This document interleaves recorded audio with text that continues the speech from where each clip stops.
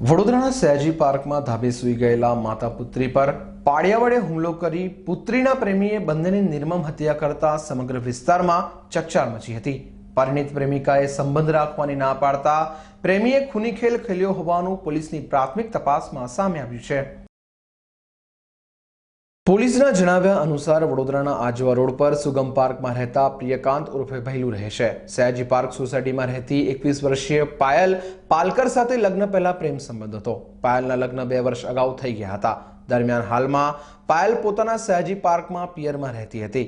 ગઈકાલે રાત્રે માતા જયશ્રીબેન તથા પુત્રી પાયલ મકાનના ધાબે સૂઈ રહ્યા હતા। તે સમયે પ્રિયકાંત ઉર્ફે ભૈલું મોડી રાત્રે તેઓના ધાબા પર આવ્યો હતો।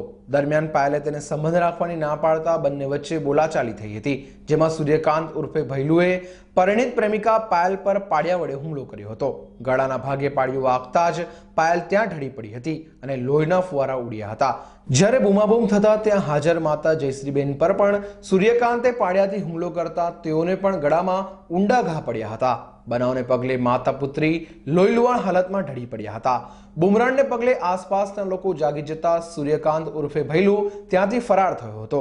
ઘટનાની જાણ થતાં જ બાપોદ પોલીસ સ્થળ પર દોડી આવી હતી, જ્યાં પોલીસ તપાસમાં માતા પુત્રી મોતને ભેટ્યા હતા। પોલીસે બનાવ સંદર્ભે હત્યારા સૂર્યકાંત સામે ગુનો નોંધી તેને ઝડપી પાડવાના ચક્રો ગતિમાન કર્યા છે। 2-3 વાગે આવાજ આવી, મમ્મી મમ્મી કરીને બૂમ આવી, એટલે અમે ઊંઘમાં તો હતા ઉઠી નીચે આવ્યા ને તો જોયું ઉપર બૂમ થતી હતી। પછી કોણ આવ્યો ને ક્યારે મારીને જતો રહ્યો એ કંઈ ખબર નહીં।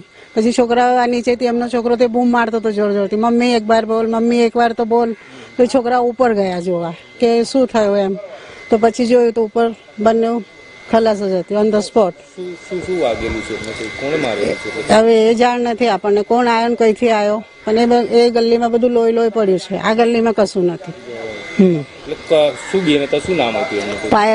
પાયલ મોરે ના પાયલ ઉત્સવ પાલકર એ પિયર છે ને પેલી સાસરી છે ત્યાં।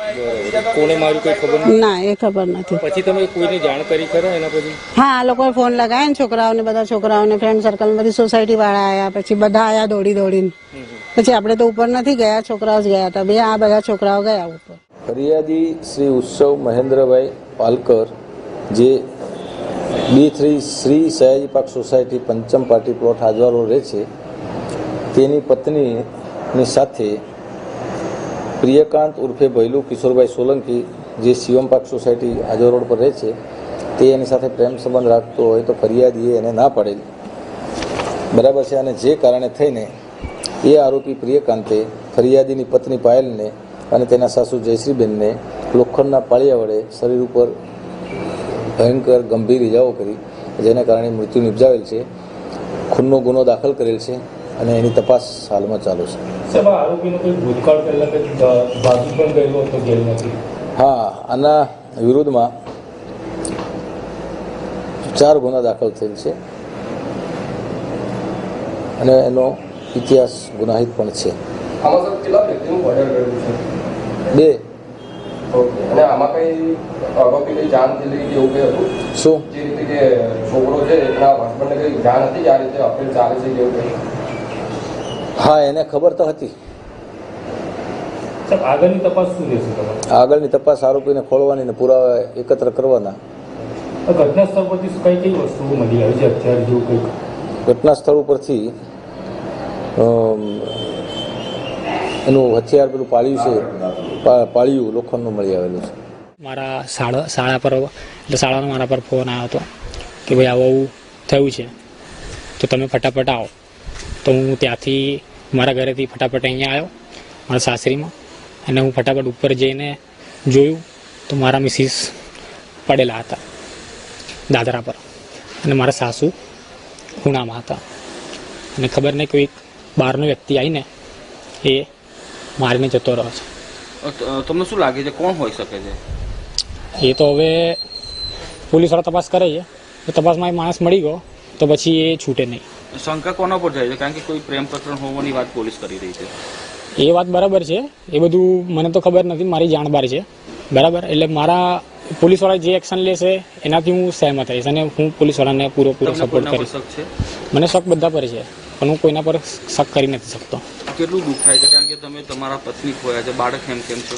હવે દુઃખ તો હવે જેના પર વીતે એના પર જ ખબર પડે કે કોના પર કેટલું દુઃખ વીતે છે. ઘટના એવું ઘટી છે કે મારા મમ્મી અને મારી બેન રાત્રે ઉપર ઊંઘતા હતા અને હું નીચે ઊંઘતો હતો. તો રાત્રે 3-3:30ની વચ્ચે ઉપરથી અવાજ આવવા લાગ્યો મારી બેનનો, અને જે વ્યક્તિએ એનું ખૂન કરેલ છે બંનેનું એ મારા મમ્મી થાય છે અને મારા બેન થાય છે. આ ઘટના ઘટી છે 3-3:30ની વચ્ચે. કોણે કર્યું શું કર્યું એ તો પછી આપણા પોલીસ જે નિવેદન આપે એના પર છે, પોલીસ જે કાર્યવાહી કરે એના પર હું આપી શકું જવાબ. ઉપર કોઈ નથી રહેતું, ઉપર ખાલી જ છે.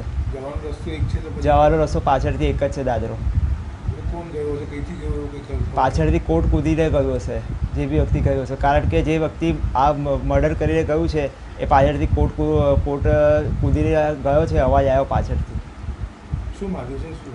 એને તો હું ઉપર તો ગયો નથી જોવા, પણ ઉપર જે પોલીસ બધા હતા અને મારા જે સગાવાલા હતા જોવાવાળા એમને કીધું કે ખંજર પડેલું હતું. સબસ્ક્રાઇબ કરો ફેક્ટ ફંડ ન્યૂઝ ચેનલને અને YouTube ઉપર બેલ આઇકન દબાવી સમાચારોની તમામ અપડેટ મેળવો.